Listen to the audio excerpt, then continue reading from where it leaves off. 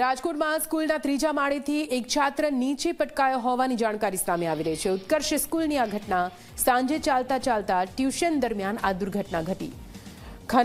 ખંજન દેસાણી નામના વિદ્યાર્થીને સારવાર માટે ખસેડવામાં આવ્યો છે। વિદ્યાર્થીના નીચે પટકાવવા મુદ્દે અનેક સવાલ ઉઠ્યા છે। આ આપઘાતનો પ્રયાસ કે પછી કોઈએ ધક્કો માર્યો તેવા સવાલ ઉઠી રહ્યા છે। જો કે આ સમગ્ર મામલે સ્કૂલ મેનેજમેન્ટનો બોલવાનો ઇનકાર।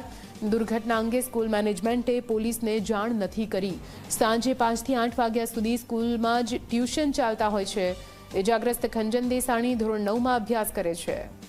મિત્ર બેઠો છે, વાત કરે છે અને બારીમાંથી કંઈક એ નમવા જાય છે, બેલેન્સ કદાચ ગુમાવ્યું કે શું થયું અને એ નીચે આકસ્મિક રીતે એ નીચે પડે છે। પણ ભગવાનની દયાથી